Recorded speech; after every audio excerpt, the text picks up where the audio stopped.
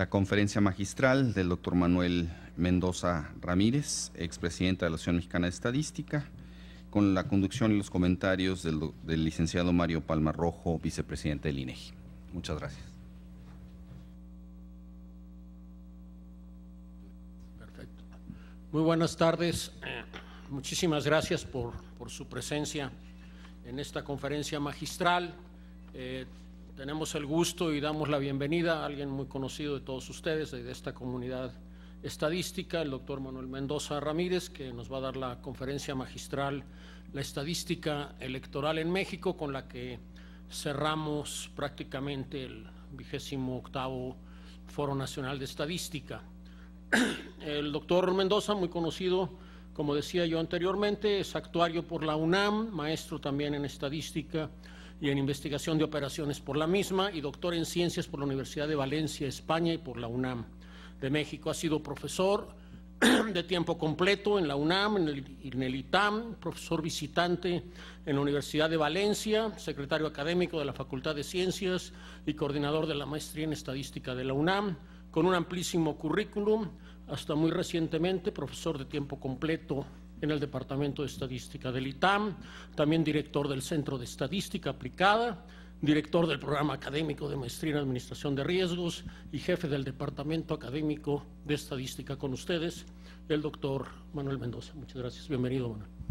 Muchísimas gracias. Quiero empezar por agradecer la invitación que me hizo el comité organizador de este foro para estar hoy aquí con ustedes. Siempre es un placer tener la oportunidad de participar en esta reunión que nos congrega cada año y que nos permite no solamente intercambiar nuestras experiencias, sino además ver caras que no necesariamente vemos con frecuencia, y luego además ver caras nuevas, que eso además todavía es más grato. También quiero aprovechar esta oportunidad antes de iniciar la conferencia para agradecer muy cumplidamente al INEGI, el Instituto Nacional de Estadística y Geografía, porque creo que igual que hace 20 años nos ha ofrecido una sede maravillosa, nos han dado todas las facilidades, nos han acompañado, nos han enseñado muchísimas cosas de lo que hace el instituto, y la verdad es que es un privilegio haber podido participar en un foro con una sede tan fantástica. Bueno, dicho lo cual, permítanme ir empezando con este asunto. La idea de esta conferencia, antes que otra cosa, se me pasaba otro detalle. Sigo en el ITAM, excepto que por un año estaré de sabático en la UNAM, con muchísimo gusto, vuelvo a mi alma mater, así que la adscripción, digamos, con la que cuento en este momento, pues es la de profesor en sabático del ITAM y profesor investigador del Departamento de Probabilidad Estadística del IMAS de la UNAM. Muy bien. Es interesante observar que si bien la estadística se ha ido desarrollando en México desde hace muchísimos años, tiene una larguísima historia por diferentes vías y diferentes caminos, también es cierto que si echamos el reloj para atrás un poquito, digamos 50 años, podemos comprobar que el número de ciudadanos mexicanos que contaban con un posgrado en estadística se podía contar con los dedos de esta mano, y no estoy seguro si me sobrarían 4 o 3. Realmente era muy primigenia el surgimiento de la estadística en ese entonces. En ese lapso de medio siglo, las cosas han cambiado, y han cambiado de una manera dramática, afortunadamente para bien. Cada vez hay más jóvenes interesados en hacer carrera en el ámbito de las matemáticas aplicadas, y en particular en el ámbito concreto de la estadística. También es cierto que cada vez más en distintos ámbitos de la actividad profesional, en una multitud de áreas, se descubre o se redescubre la importancia que tiene el adecuado tratamiento de la información que proviene de estos fenómenos que presentan variabilidad, y que por esta razón son susceptibles de ser tratados con métodos estadísticos. Ya se ha comentado aquí también que esta muy reciente idea de que los datos ahora se producen en cantidades inconmensurables, pues también pone en la conciencia de la sociedad la necesidad de acumular inteligencia estadística en grandes cantidades para procesar toda esa información de la manera adecuada. En nuestro país decía yo que se ha dado un avance espectacular y un ejemplo precisamente del avance fabuloso que ha tenido la estadística en México es el propio INEGI, una institución que en muchos sentidos es líder a nivel internacional y de la cual yo creo que todos los profesionales de esta área podemos estar orgullosos. La estadística se aplica en México ahora en muchísimas áreas, en el sector público, con el sector privado, se desarrollan nuevos planes de estudio en la academia y hay una multitud de peticiones constantes por parte de consultores, de empresas manufactureras, farmacéuticas y de diferentes tipos que requieren jóvenes que tengan las habilidades de los estadísticos. Volviendo al sector público, una de las instituciones relativamente joven que también ha echado mano de los estadísticos es el IFE. Y lo que voy a hacer el día de hoy es contarles de un par de aplicaciones muy específicas y concretas que han tenido lugar en el seno de este Instituto Federal Electoral. Y empiezo por referirme a esta primera lámina. Todos ustedes saben, y si son muy jóvenes habrán oído, que el sistema electoral en México se ha ido transformando muy rápidamente en los últimos años, particularmente en los últimos 20 años ha sufrido una transformación muy importante. De un pasado que en el mejor de los casos no era el más brillante, nos encontramos en una situación que, sin ser la óptima tampoco, ofrece un panorama donde los actores que participan en las elecciones ahora se encuentran en real posibilidad de ganar los puestos de elección popular. Particularmente me refiero a los cargos de federales, de presidente, de diputados, de senadores. Hay una real competencia en la arena política. Hay distintas fuerzas políticas que están en esa posibilidad de acceder a los cargos como resultado de las votaciones. Y también es cierto que los procesos electorales en nuestro país son ahora objeto de escrutinio, no solamente por autoridades diversas, sino por organismos ciudadanos, nacionales y extranjeros, de tal manera que la calidad de estos procesos electorales es mucho mayor que la que hubiera podido tener en el pasado. Por supuesto, esto no garantiza que no haya posibilidades de incurrir en fallos o, peor aún, en delitos, pero también la ley señala algunos de los delitos y presumiblemente los castiga. Una figura preponderante en esta nueva arquitectura electoral que ha permitido que el país avance en esta dirección es el Instituto Federal Electoral, que en esta concepción es un organismo autónomo que es dirigido por un Consejo General de Ciudadanos, 9 consejeros que se denominan precisamente así, 9 consejeros ciudadanos que son elegidos presuntamente entre profesionales que no tienen una afiliación política y que no deberían de tener una preferencia por ninguna de las fuerzas que contienen en las elecciones. El IFE es una institución joven con aproximadamente 20 años de estar operando, ha crecido enormemente, tiene una enorme cantidad de responsabilidades y solo para enumerar algunas, opera el Registro Federal de Electores, que por sí solo es una institución espantosamente grande.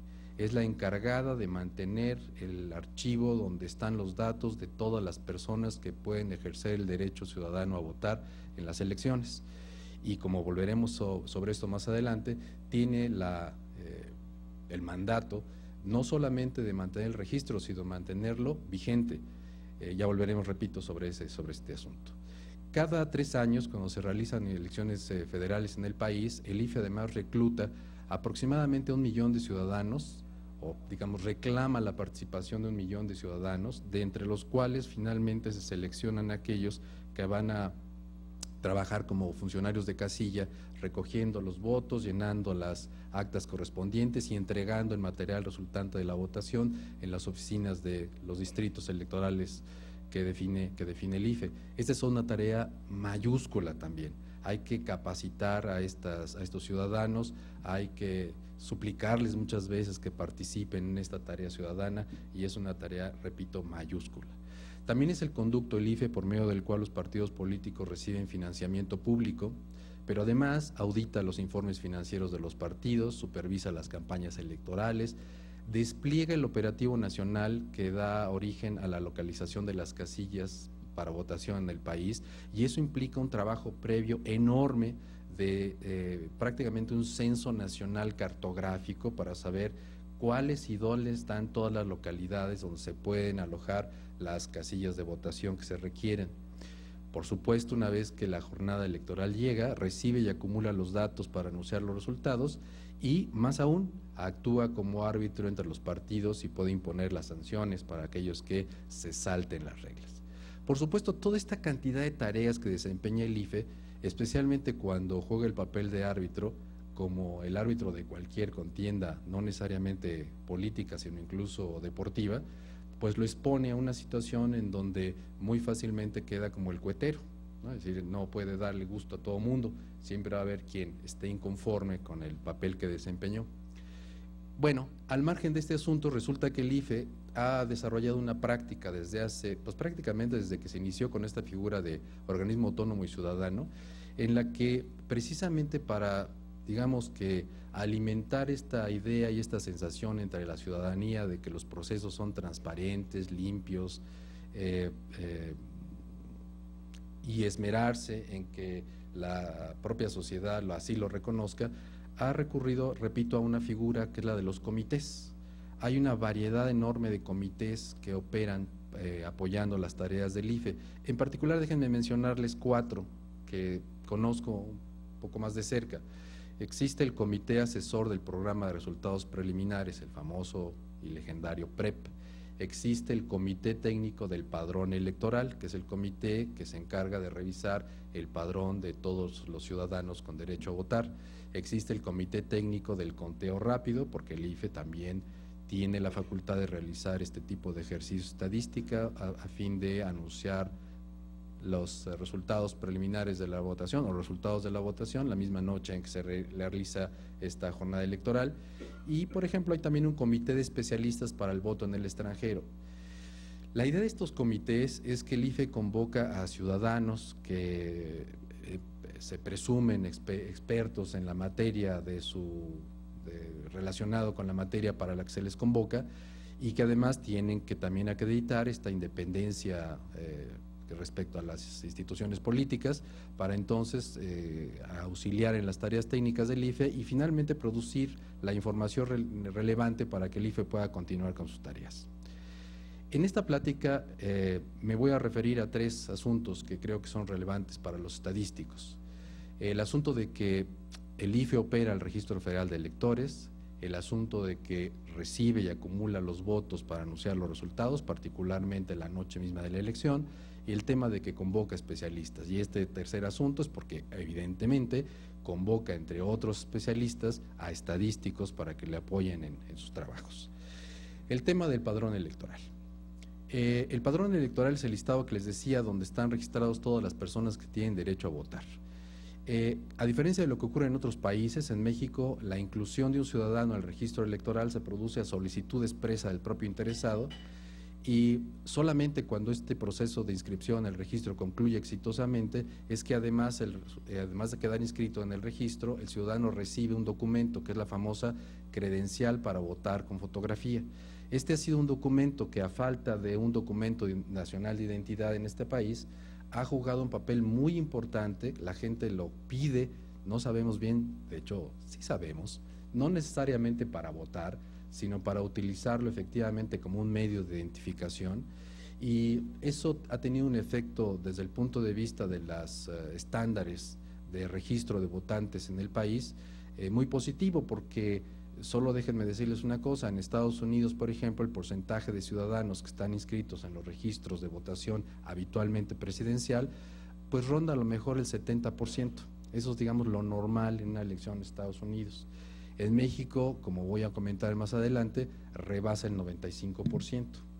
Y, por supuesto, además de la seguramente muy grande conciencia cívica de todos nosotros, el papel importante que juega en esta urgencia de los ciudadanos por contar con su credencial, es este papel que juega de sustituto de la cédula de identidad. A partir del padrón se produce lo que se conoce como listado nominal de votantes, que es un listado que en su versión física está impreso en papel, donde están la fotografía de cada uno de los 70 millones que en este momento más o menos integran el padrón de electores, está su nombre, su dirección, de tal manera que eso está en la parte correspondiente a cada casilla, está ahí con los funcionarios de casilla para que cuando llegue el presunto votante uno pueda, como funcionario, con la credencial en mano, verificar que la persona que viene es la que realmente aparece en el listado y además verla físicamente, decir sí, él es. Es uno de los muchísimos candados de seguridad que se han ido implementando para evitar que las votaciones sean puestas en duda. Para que la elección en México pueda llevarse a efecto, el Consejo General del IFE tiene que declarar válido el padrón, es decir, tiene que decir este padrón está bien hecho. No existe una definición legal de lo que consiste de lo que es un padrón electoral válido. Sin embargo, a todo el mundo le queda claro que hay dos características que tienen que cumplirse. Tienen que estar todos los que deben de estar y no deben de estar los que no deben de estar. Eso, para efectos prácticos, se reduce en dos indicadores. El indicador de cobertura, es decir, cuántos de los ciudadanos con 18 años o más que no tienen ninguna prohibición legal para votar realmente están registrados en el Registro Federal Electoral.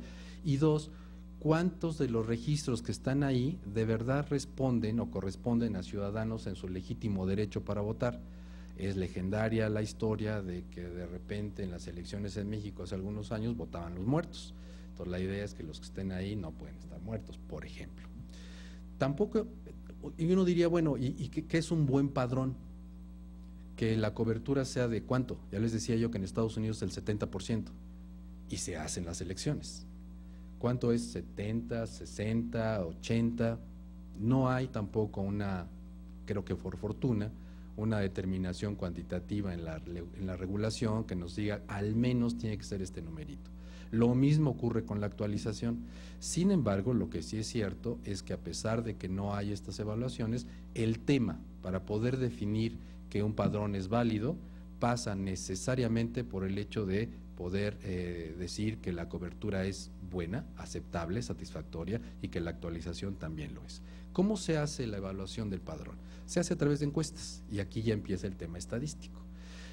Las encuestas con las que se evalúan son de dos tipos, las encuestas de cobertura y las encuestas de actualización. En las encuestas de cobertura se diseña una encuesta a nivel nacional que cubre, como su nombre lo indica, todo el territorio nacional para poder dar la posibilidad de incluir a cualquier persona de más de 18 años que resida en el país. Y a cada una de esas personas, cuando aparecen en la muestra, se le aplica un cuestionario que, sobre todo, establece si esa persona está en el padrón electoral, si tiene además su credencial vigente, y eso es lo que va a ir a contabilizar al indicador de cobertura. La encuesta de actualización es una encuesta, digamos, al revés. Lo que se hace es de los 70 millones de registros que están en el centro de cómputo del Registro Federal de Electores, se hace una muestra y luego lo que se hace es ir a buscar al ciudadano que presuntamente corresponde a ese registro para verificar que efectivamente esa persona, primero, existe y segundo, que vive donde dice vivir, porque también un problema de actualización tiene que ver con el hecho de que la gente se muda de domicilio y no lo reporta apropiadamente.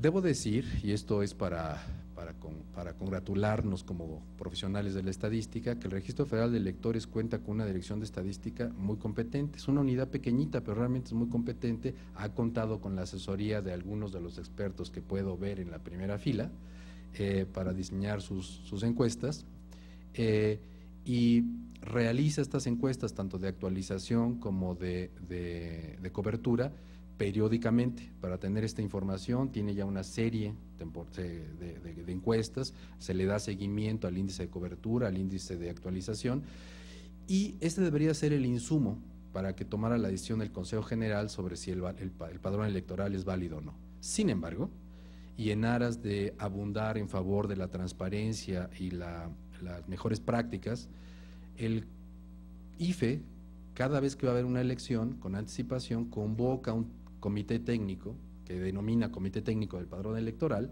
que está formado por geógrafos, por demógrafos, por expertos en sistemas de información y estadísticos. Y el propósito es que este grupo de expertos estudie el padrón, en particular estudie y revise las encuestas que realiza el propio Registro Federal Electoral para dar una opinión sobre el propio padrón. Y entonces la decisión que toma el Consejo no es solamente basada en los estudios que su propia Dirección Ejecutiva del Registro Federal de Electores produce, sino cuenta con el aval de un comité externo. El comité técnico, como les dije, valora la seguridad e integridad del sistema de información que aloja el padrón, confronta la cobertura, evalúa los instrumentos cartográficos y valora las componentes técnicas de las encuestas como instrumentos para ver si en realidad este tipo de instrumento está midiendo lo que tiene que medir o si pudiera mejorarse en algún sentido. Distintos expertos estadísticos han participado en este comité y de nuevo aquí en la audiencia veo a algunos que han estado ahí durante un buen rato y que han dejado su experiencia y su trabajo en favor de la sociedad a través de este tema. Para los estadísticos, el tema de la evaluación del padrón pasa prácticamente de manera ineludible por verificar cómo operan estas encuestas, para echarle un ojito y tratar de ver cómo funciona. Una posibilidad que se ha estado haciendo en las últimas ocasiones en que este comité ha sido convocado es utilizar, por supuesto, hacer el análisis del levantamiento de los datos. Muchas veces se presentan críticas sobre el trabajo de campo, sobre los elementos cartográficos que permitieron llegar a las diferentes localidades, se revisa el diseño del levantamiento de la información, pero además muchas veces lo que también se ha hecho es validar, digamos, el mecanismo de inferencia. ¿Cómo? Bueno, pues tratando de proponer mecanismos de análisis de la información alternativos para verificar que efectivamente, independientemente de que se hubiese utilizado algún mecanismo alternativo de validación, los resultados son coincidentes con los que arrojan las encuestas del propio IFE. Desde un punto de vista frecuentista, como todos ustedes saben, hay un enorme conocimiento de las técnicas de muestreo, tanto de las tradicionales, de las que ya nos contaron en alguna de las magistrales de ayer, o de los métodos nuevos de muestreo que también son cada vez más conocidos, pero desde el punto de vista bayesiano, que es la especialidad en la que yo me he formado, digamos que el tema de del análisis de información proveniente de encuestas por muestreo no es todavía tan popular, aunque va creciendo a una velocidad acelerada. Déjenme, y yo sé que todos ustedes, muchos de ustedes son especialistas en estadística bayesiana, pero solamente déjenme recordar muy rápidamente cómo opera el paradigma. En el caso más simple paramétrico, lo que ocurre es que habitualmente tenemos un modelo en donde los datos son descritos a través de esta función de densidad o de distribución que depende de una colección de parámetros. Se cuenta, como en todos los estudios de inferencia estadística, con la colección de datos, y lo que aquí importa es que el parámetro o los parámetros desconocidos de este modelo reciben la asignación de lo que se conoce con el nombre de una distribución de probabilidad inicial, a través de la cual se describe el conocimiento que antes de contar con la información muestral pudiera tener el investigador.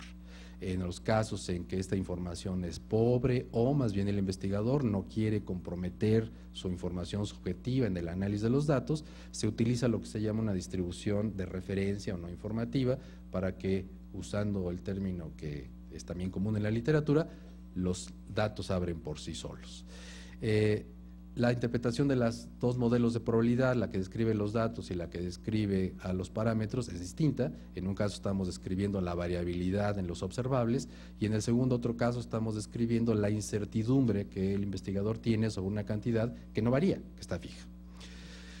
La aplicación de la fórmula de Bayes tradicional da origen a la distribución posterior para el parámetro que combina las dos fuentes de información, la a priori y la verosimilitud, y entonces esa función de distribución nos permite generar las inferencias sobre el parámetro que nos interesa. Un ejemplo muy simple de libro, muy elemental. En el caso normal, si uno utiliza una distribución si supone que la varianza es conocida y solamente desconoce el valor de la media y a su vez asigna esta distribución a este parámetro inicial una distribución normal, la distribución final a su vez resulta en una normal y con eso se describe la incertidumbre o el conocimiento que post datos se tiene sobre la media de la distribución. Si la varianza es conocida, una posibilidad muy socorrida en los textos elementales es también tratarlo como un parámetro desconocido, asignar una distribución inicial, particularmente si se utiliza una gama.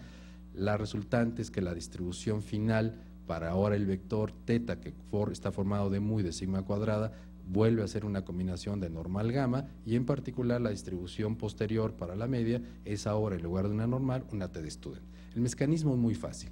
En el caso de una Poisson, el parámetro desconocido es la tasa de intensidad, y si se asigna la distribución conjugada inicial gamma, la distribución posterior vuelve a ser una distribución gamma.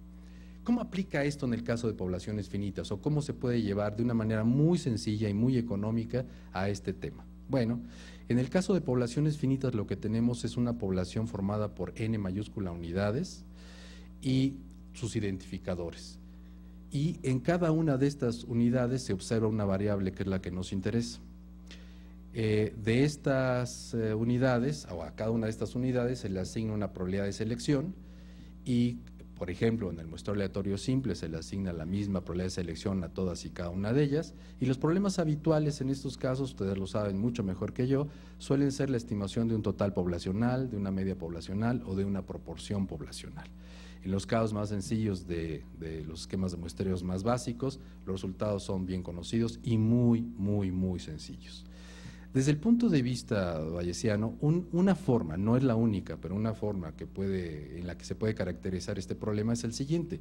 Yo lo que tengo es una muestra de x1 hasta xn.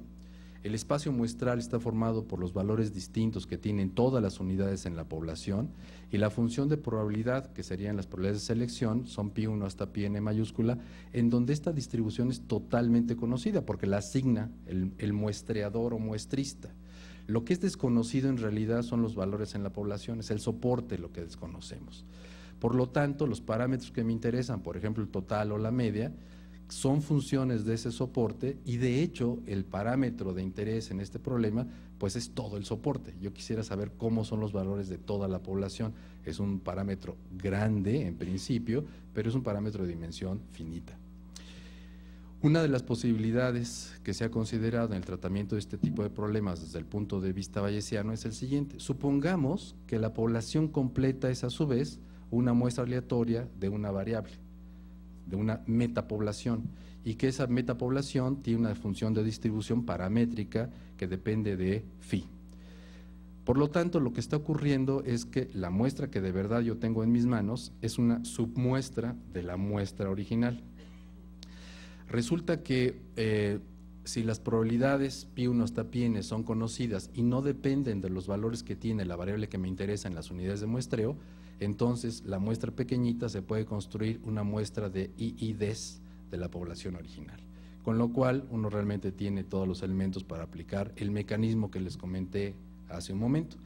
En particular, la inferencia sobre el total se obtiene utilizando lo que se conoce como la distribución predictiva, que consiste en integrar la distribución condicional de la cantidad que me interesaba, en este caso el total, dado el parámetro phi, respecto a lo que sé de ese parámetro, ya sea a priori o a posteriori.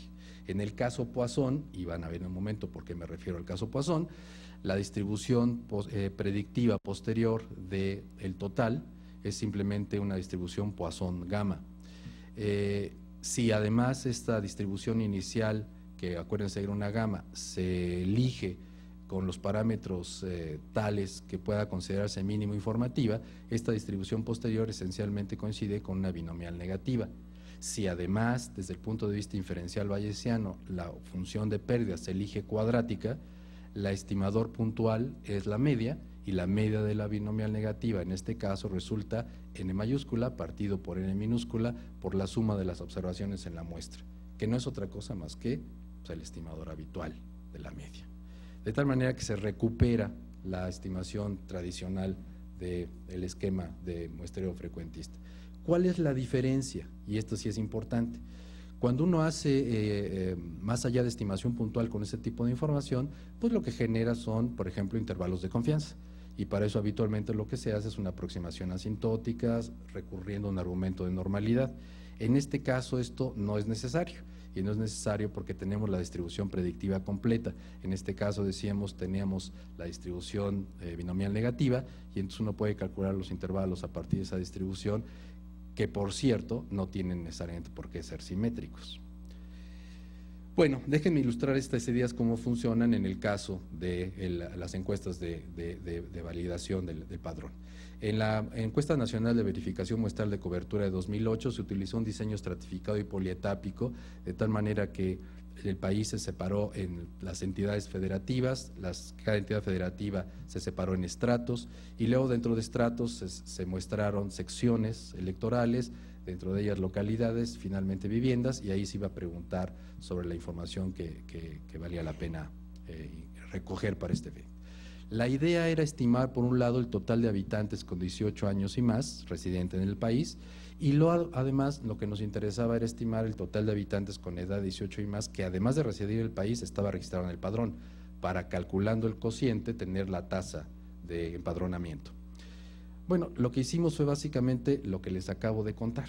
Consideramos que esta variable, el conteo, era en la última unidad una muestra de una muestra, que a su vez era Poisson, como una primera aproximación para ver esto cómo funcionaba, y calculamos la predictiva de cada una de las unidades, de los agregados. Hay una parte que es muy fácil, porque si yo logro llegar hasta las predictivas de los estratos, pues entonces yo tengo una predictiva para el total de cada una de las cantidades que estoy hablando en cada uno de los estratos. Y los estratos constituyen una partición de la población. Entonces yo tengo lo único que hacer es calcular la convolución de esas distribuciones para tener la suma. El único asunto que puede ser delicado es cuando las probabilidades sí dependen de la X, porque era el caso que no he contemplado aquí, particularmente si uno utiliza muestreo proporcional al tamaño, está introduciendo una relación con la X, y entonces el argumento que mencionaba ya no necesariamente es correcto. Pero eso se puede resolver simplemente utilizando los ponderadores o los factores de expansión para combinar las predictivas correspondientes. No voy a entretenerlos más, solamente quiero decirles que este procedimiento se utilizó para validar los resultados de la encuesta, y déjenme mostrarles los resultados. Esta es la distribución predictiva final para la población de 18 años y más en México como resultado del análisis bayesiano de estos datos. Como ustedes observarán, la barra central, la más alta, con la leyenda 70.294.068 personas, es la media de la distribución predictiva generada con el enfoque bayesiano. Abajito está la estimación que había obtenido el propio IFE, de 70.311.037. Y luego hay ahí otras dos barras que son, dice CNP 2000, CNP 2005, que son proyecciones de CONAPO. Ya nos había comentado nuestro ponente previo que en CONAPO a veces ocurre que justamente por estas conciliaciones y por el mecanismo que se utiliza para hacer las proyecciones, no necesariamente estas mediciones de la población son como deberían de ser. Y cuando nosotros vimos esto, bueno, pues encontramos con que primero había una duda razonable de si esto estaría bien, porque no coincidía. Esto es una práctica habitual en el IFE, dado que tenemos esta información de carácter demográfica que puede contrastarse contra otras fuentes, pues hay que contrastarla para ver si tiene sentido o no. Y adicionalmente, déjenme mencionar lo siguiente, también lo hicimos por entidad federativa, y los resultados fueron básicamente los mismos. Las estimaciones puntuales coinciden con las tradicionales, y los intervalos de confianza están aquí, en este caso de probabilidad bayesiana, están marcados con rojo. Voy a irme estos son para los totales, déjenme irme directamente a los empadronados, porque esto es interesante. Cuando calculamos la distribución predictiva para los empadronados, ocurrió lo siguiente. Aquí está en una línea muy tenue al centro la estimación puntual bayesiana, que coincide con la estimación de la encuesta del IFE. Pero luego existen dos intervalos, uno en negro y otro en color más claro, aproximadamente ladrillo rojo. Y lo que ocurre es que la estimación en negro era la estimación que produce el IFE para el intervalo al 95%. La en rojo es la que se deriva del enfoque bayesiano. De alguna manera lo que está ocurriendo es que al incorporar la incertidumbre de todo el proceso, de no utilizar aproximaciones en el cálculo de la varianza, se obtiene este mayor reconocimiento de incertidumbre en este asunto. Observen que si bien hay más incertidumbre, los márgenes siguen siendo altísimos, es decir, se está estimando un poquito más del 96% y el margen va de más del 95 a ligeramente por debajo del 97, es decir, a pesar de que es más la incertidumbre, siguen siendo índices altísimos. Si uno analiza esto a nivel de entidades, se presenta otro fenómeno que es muy interesante, y es que precisamente en aquellas entidades donde el porcentaje de empadronamiento es muy alto, como en principio uno incluso debería de sospechar, la distribución no es simétrica porque está acotada por el 100% en el lado derecho. Y los intervalos, por lo tanto, tampoco son simétricos y centrados en torno a la estimación puntual. Entonces, aquí se generaron los intervalos y, por ejemplo, en el caso de Campeche, pues el intervalo al 95% prácticamente iba del 90 al 99.9%. Están todas las estimaciones para este tipo de cosas. ¿Cuál es el mensaje de este ejercicio? Bueno, pues se puede aplicar de esta manera, no es la única, hay otras estrategias que se pueden utilizar un poquito más complejas, pero se puede utilizar para hacer análisis de muestras de poblaciones finitas. Otra aplicación de la misma historia, de hecho una aplicación muchísimo más fácil desde el punto de vista del esquema de muestreo, el conteo rápido. Los conteos rápidos que realiza el IFE tienen como propósito, les decía yo, anunciar los resultados de las elecciones federales la misma noche de la elección, y para ello, para llevarlos a efecto, convoca también a un grupo de especialistas estadísticos. De nuevo veo en la audiencia a algunos de los que han formado parte de estos comités con aportaciones muy importantes, y la idea es que se forme un comité que primero hace el diseño muestral. Después, desde hace algunos años se ha establecido la costumbre de que se formen, digamos, por decirlo de alguna manera, equipos, en donde de ese comité, estos equipos que se forman, habitualmente 3, cada uno de ellos intente analizar la información que se va a recolectar de la encuesta correspondiente, o del muestreo correspondiente, con metodologías distintas. Y para darle la mayor certeza y seguridad al mecanismo de inferencia, solamente se emite un resultado cuando los 3 procedimientos de análisis de la muestra apuntan a la misma dirección y además los 3, fuera de todo margen razonable de duda, apuntan en la dirección, en la misma dirección. En el caso de la elección pasada, 2012, se establecieron 143.495 casillas en el territorio nacional de 2 millones de kilómetros aproximadamente. El padrón electoral contaba con más de 70 millones de votantes, y esos 143.000, casi 144.000 casillas se organizaron en 300 distritos, en los 300 distritos electorales del país. Cada distrito se dividió en su parte urbana y rural cuando la tenían, algunos solo tienen de una o de otra, y el resultado es que cada una de estas partes constituyó un estrato. El resultado fue contar con un diseño muestral de 483 estratos, y en cada estrato se tomó una muestra aleatoria de casillas. En total, en este último ejercicio se levantó una muestra de 7.597 casillas. Es un diseño muestral muy simple porque nada más es estratificado, solo tiene una etapa. Entonces, lo que hay que hacer es estimar el número total de votos en favor de cada uno de los candidatos en cada estrato y luego sumarlos. Repito, una suma es una suma de variables aleatorias. Yo tengo una distribución para cada una de ellas. La distribución puede ser sencillita o no tan sencillita, pero una de las cosas que hace la vida muy fácil es que uno puede calcular estas sumas por simulación. Yo lo que puedo hacer es simulo de cada estrato y voy sumando lo que voy registrando en cada simulación, en cada uno de los estratos, y acumulo a lo largo de los estratos, y entonces voy teniendo una muestra simulada del total nacional. Entonces esto es muy fácil y muy rápido además. ¿Cómo se modeló? Aquí ya no se contabilizaron como poazones. En cada casilla puede haber alrededor de 500 ciudadanos, más o menos.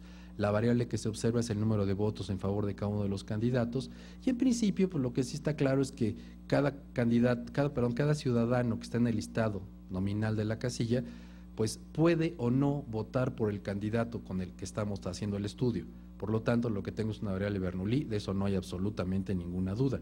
Lo que yo al final registro es una suma de variables Bernoulli, eso tampoco tiene ninguna duda. El hecho de que la casilla pertenezca a un estrato podría, y es lo que nosotros hicimos, implicar que el parámetro de esa Bernoulli es homogéneo para todas las casillas dentro del estrato. Esa es la condición de homogeneidad a ese nivel.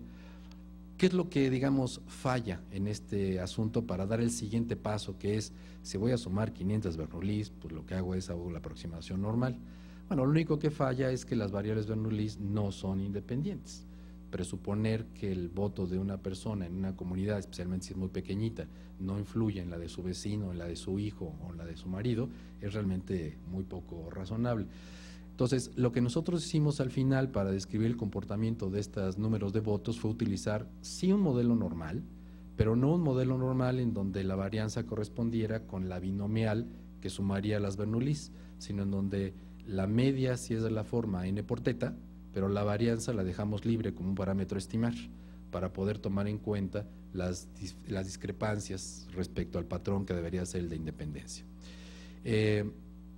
Les repito, este es un esquema muchísimo más simple que el que usamos para hacer la evaluación de las encuestas de validación del padrón electoral. Debo decirles también que, como decía yo hace un rato, hay al menos tres metodologías distintas que se aplican para el análisis de la información del conteo rápido. Esta es una, solo una. Hay otras dos, o hubieron otras dos en los ejercicios a los que me he referido para analizar los datos. Bueno, les voy a mostrar los resultados. Y aquí una parte importante es que los resultados son los que el presidente del Consejo General del IFE salió a hacer públicos en la tele en 2012, por ahí de las 11, y en 2006 un poco antes. Esos son los resultados, eso es lo que realmente se hace público.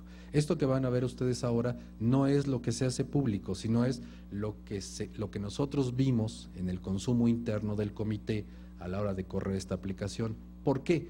Porque el conteo rápido manda al ejército de capacitadores electorales del IFE a las diferentes casillas donde se va a recoger la información porque están en muestra, y cada 5 minutos están al pendiente de cuáles de las casillas ya cerraron a partir de las 6 de la tarde, y todas las que vayan cerrando de las hojas en las que se va vertiendo la información y que se van a colocar fuera de la casilla, se captura esa información y se transmite por una red de comunicaciones muy eficiente a la central donde se está procesando la información.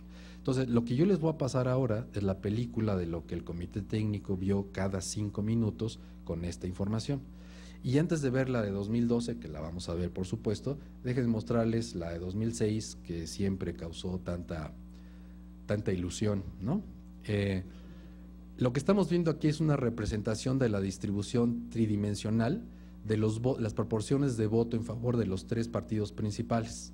En verde aparece la coalición en torno al PRI, en anaranjado o amarillo la coalición en torno al PRD y en azul el PAN.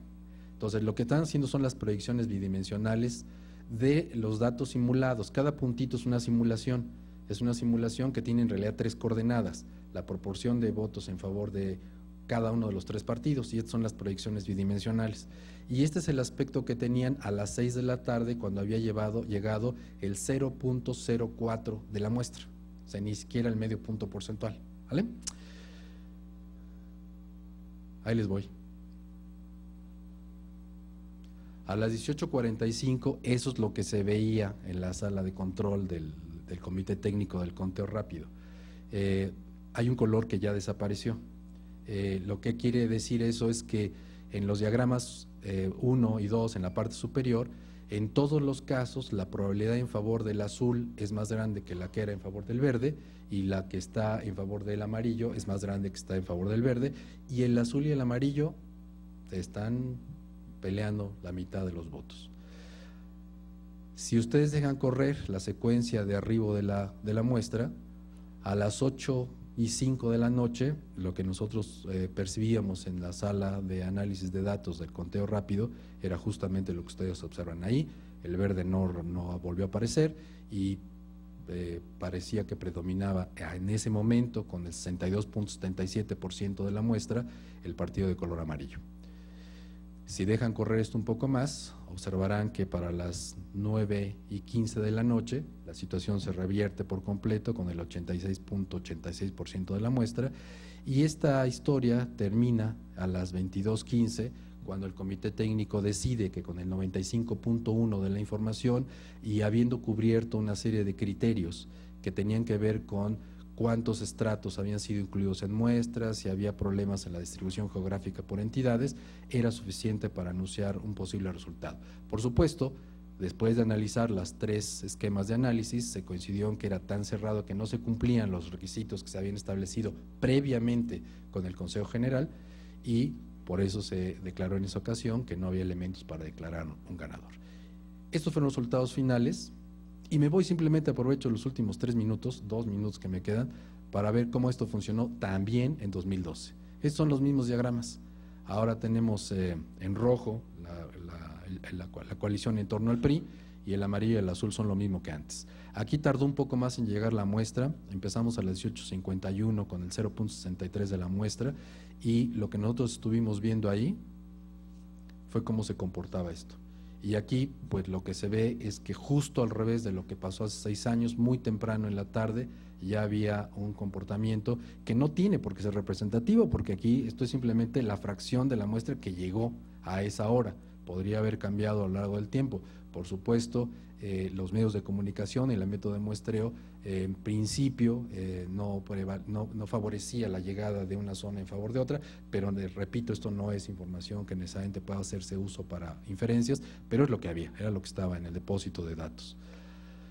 El proceso continuó y finalmente a las 22:30, con el 82.4 y esta concentración de las distribuciones predictivas, el comité técnico hizo un reporte que le hicimos llegar al presidente del Consejo General, y esos fueron los resultados del conteo rápido en la segunda columna, en la columna intermedia, y esos son los resultados en la última columna que se reportaron finalmente.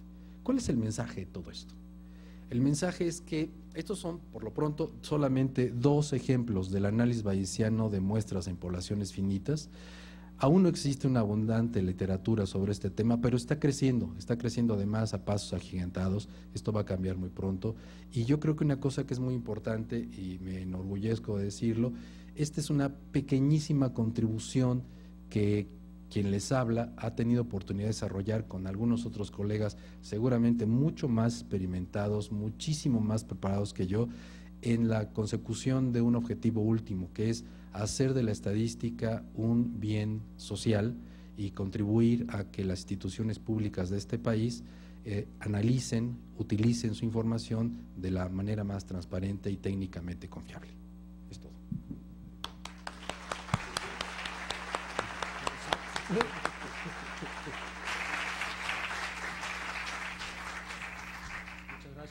Muchas gracias, Manuel, sobre todo por la precisión, no soy yo. Sí. Muchas gracias, Manuel, sobre todo por la precisión matemática exactamente el tiempo. Tenemos algunos minutos para preguntas.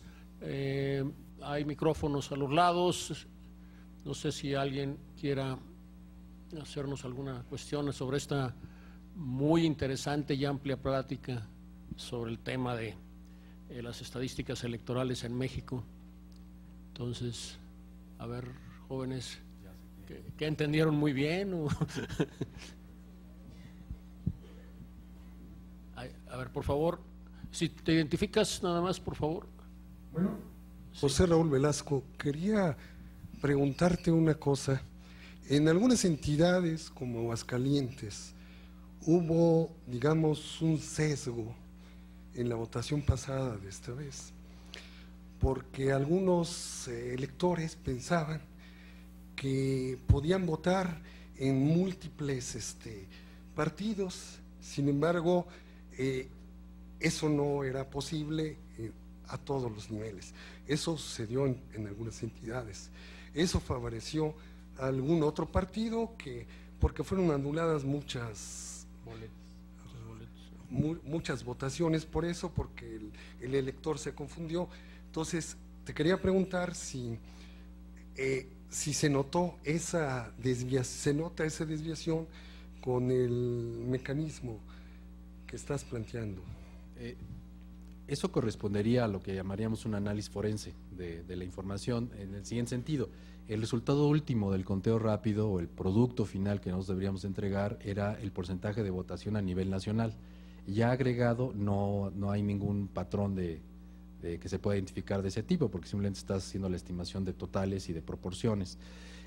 Pero sí, seguramente si se hace un análisis a posteriori de la información en la muestra, pues probablemente se puedan encontrar diferencias entre el comportamiento de la votación en diferentes entidades. Tampoco es claro que ahí se puedan identificar cuáles son las causas, porque la única información que tenemos es la votación. Sí hay el porcentaje de votos anulados, eso sí, está registrado, y eso sí se puede estudiar para ver si hay una particular concentración de casos de anulación en una entidad sobre otra, pero no era el objetivo del estudio. Bueno, ¿alguna otra persona? Sí, si me permite, Por favor. quisiera externar una observación que nosotros tuvimos en la última votación local para diputados del estado de Chihuahua, particularmente Ciudad Juárez. Haciendo la observación de los resultados del PREP, este arranca a 6:10 de la tarde, para las 8 de la noche se reportaba un porcentaje de votación ciudadana, el 35.8%. Ese porcentaje continuó hasta el cierre del PREP y nos llamó mucho la atención. ¿Por qué no cambió? Cuando se tenía un porcentaje muy pequeño del registro de votantes. Si me podías dar un poquito de luz al respecto. Pues no puedo darte luz porque no tenía yo ninguna relación con el sistema del PREP. Ese es otro sistema independiente.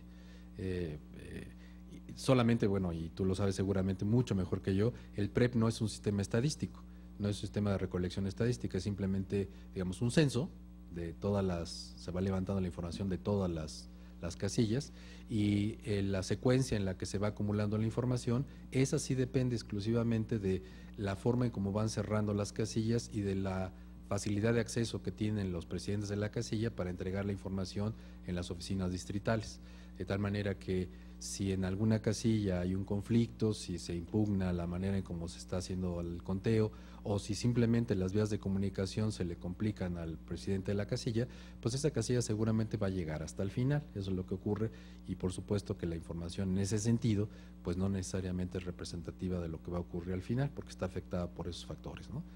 ¿Qué pasó exactamente en Ciudad Juárez? No tengo la más remota idea. Okay. ¿Alguien más? Edmundo, por favor, si le pasan acá el micrófono.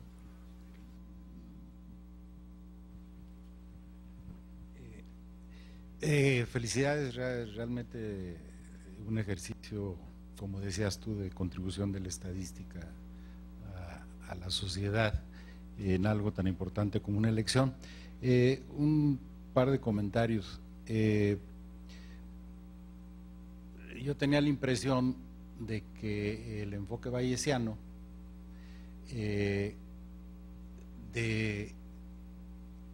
debiera de aportarnos eficiencia en el sentido de, con poca muestra y con una distribución a priori, te doy una buena estimación final. Pero cuando escucho que la muestra que utilizaron es de 7,597 casillas, y entonces me cuestiono, caray, el tradicional versus el bayesiano seguramente estaban uno encima del otro. Ahora sí, post-mortem, sería un buen ejercicio, pienso, el decir que también hubiese funcionado el modelo que hiciste con un tamaño de muestra muchísimo más pequeño que el 7,597, porque ahí es donde encontraría yo la bondad del enfoque bayesiano y donde colocaría los recursos necesarios para que en las casillas en muestras, en esas pocas, tener los resultados, asegurándome que tenga una infraestructura mejor que la que se tiene para una tan grande. Y si ese ejercicio post-mortem da resultados como los que ya vimos, pues entonces a lo mejor en la siguiente ronda ya además dicen, y miren, y lo hicimos a un costo mucho menor, porque en eso es donde entiendo que el enfoque bayesiano puede aportar. Y el segundo comentario es: ¿por qué el ejercicio para evaluar el padrón, en lugar de seguir la estructura electoral, distritos electorales, municipios, no les interesan porque ustedes no están involucrados en eso, pero sí los distritos electorales, la sección, y en lugar de eso se fueron a entidades, localidades, secciones, viviendas. ¿Por qué no igual con la estructura electoral? Gracias. Mil gracias por tu pregunta, porque me da la oportunidad de comentar dos cosas que son muy, muy importantes y que no yo he tenido tiempo de poner sobre la mesa.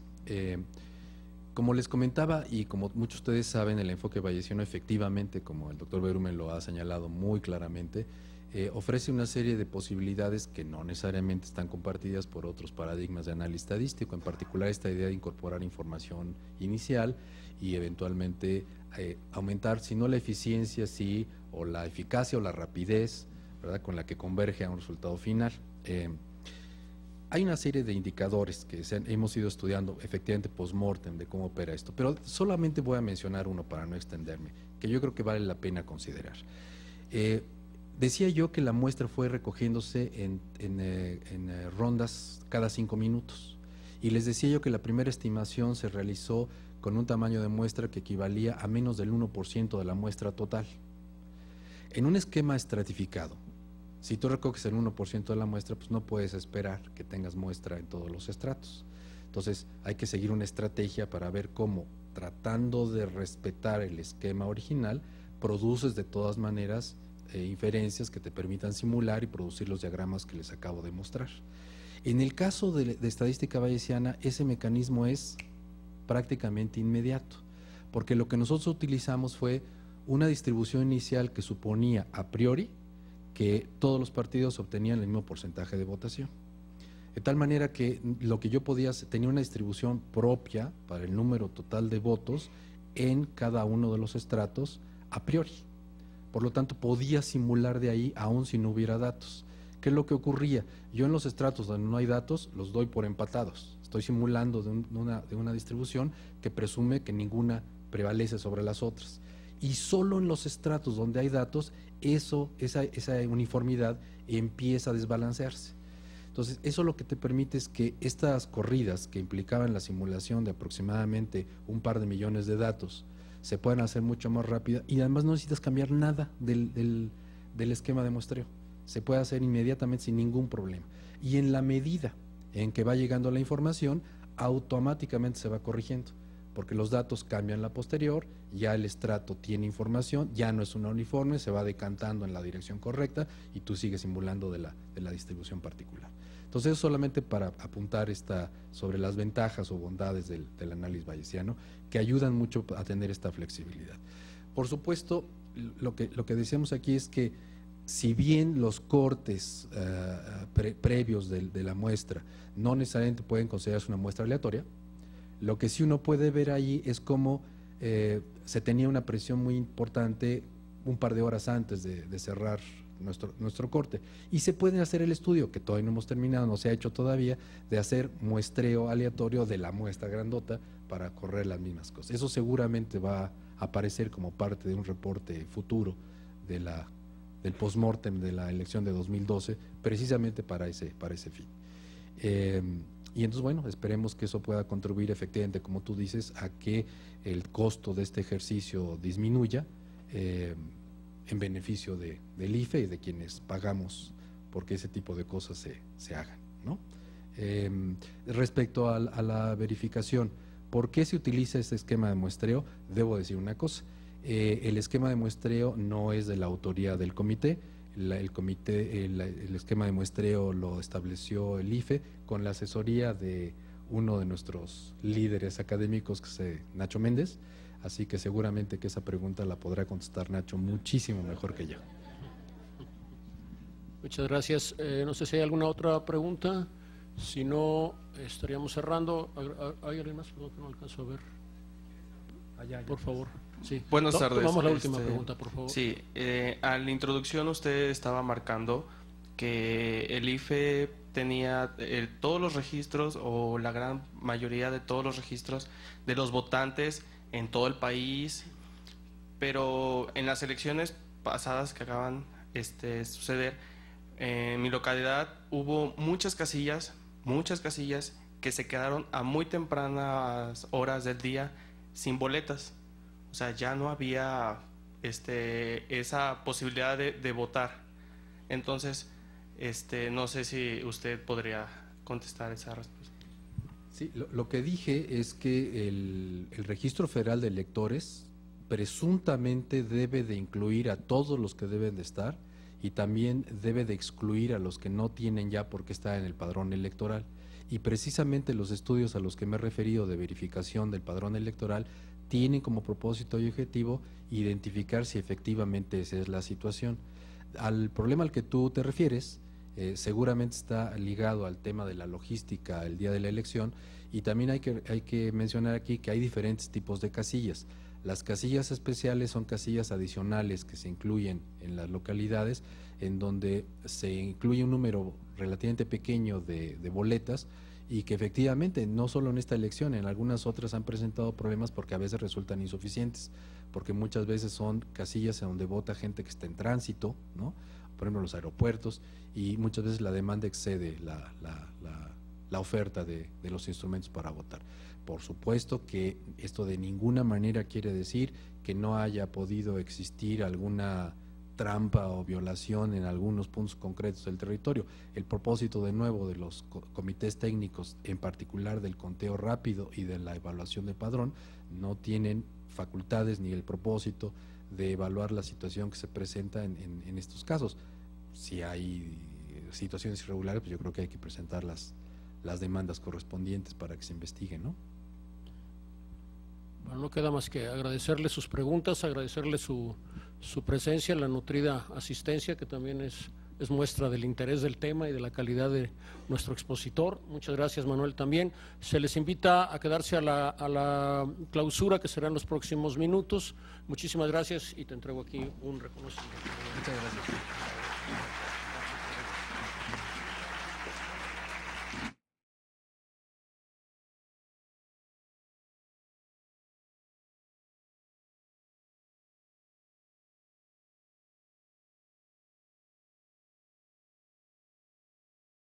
Pues vamos a dar inicio a la sesión de invitados del presidente de la AME. Los invité cuando era todavía presidente y por eso es que sigue con ese nombre. Entonces,